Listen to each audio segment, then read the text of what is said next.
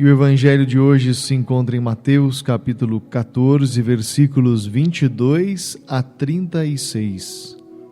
Proclamação do evangelho de Jesus Cristo, segundo Mateus. Glória a vós, Senhor. Depois que a multidão comera até saciar-se, Jesus mandou que os discípulos entrassem na barca e seguissem à sua frente para o outro lado do mar, enquanto ele despediria as multidões. Depois de despedi-las, Jesus subiu ao monte para orar a sós. A noite chegou e Jesus continuava ali sozinho. A barca, porém, já longe da terra, era agitada pelas ondas, pois o vento era contrário. Pelas 3 horas da manhã, Jesus veio até os discípulos andando sobre o mar. Quando os discípulos o avistaram andando sobre o mar, ficaram apavorados e disseram: "É um fantasma!" e gritaram de medo. Jesus, porém, logo lhes disse: "Coragem, sou eu, não tenhais medo." Então Pedro lhe disse: "Senhor, se és tu, manda-me ir a teu encontro, caminhando sobre as águas." E Jesus respondeu: "Vem." Pedro desceu da barca e começou a andar sobre a água em direção a Jesus.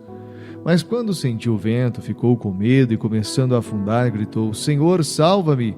Jesus logo estendeu a mão, segurou Pedro e lhe disse: "Homem fraco na fé, por que duvidaste?"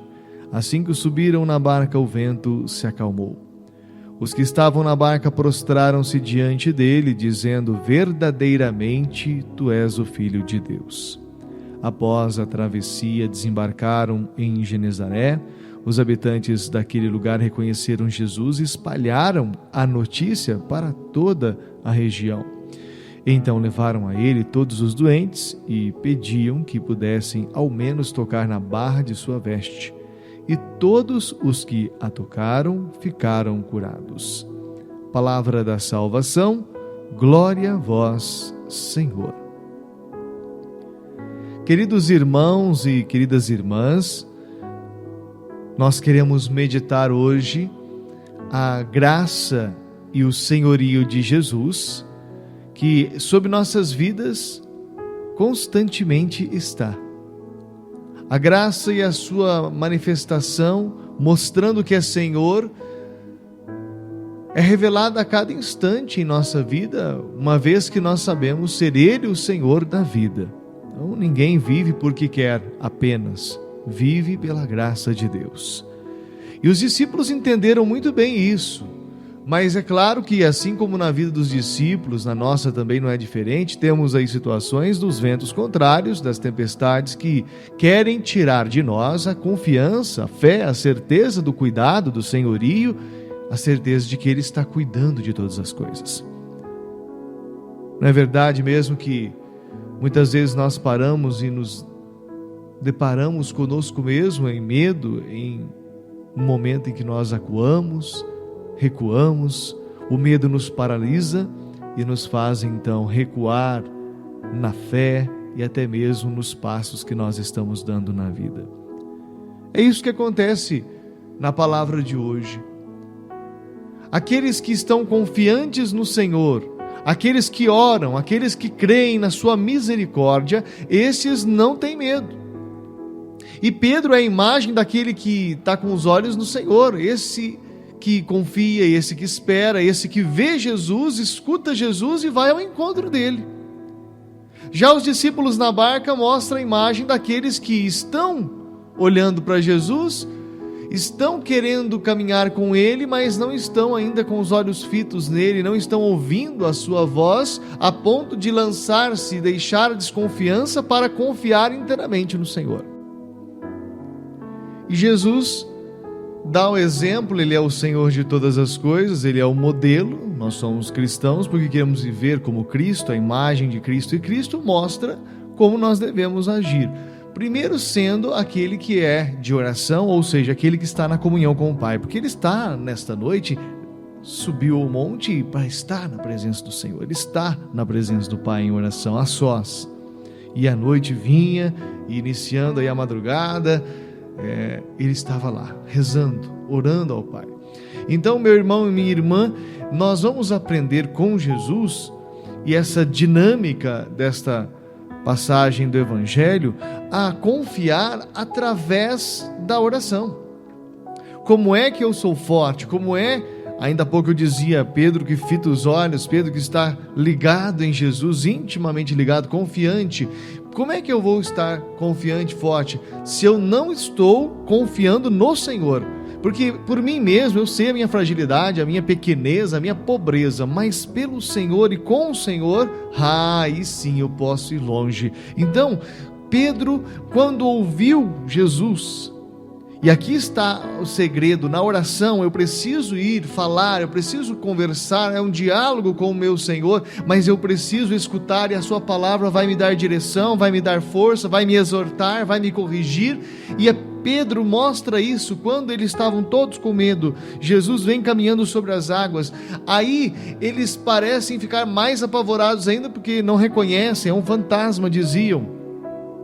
Mas quando Pedro ouviu Jesus dizer: coragem, sou eu, não tenhais medo, ele não tem dúvida. Senhor, se és tu, eu quero ir ao teu encontro, eu também quero caminhar sobre as águas, eu também vou vencer o medo. Se és tu, eu creio que eu posso caminhar sobre todas as situações que nós estamos vivendo e em meio à tempestade. E Jesus diz exatamente uma palavra: vem.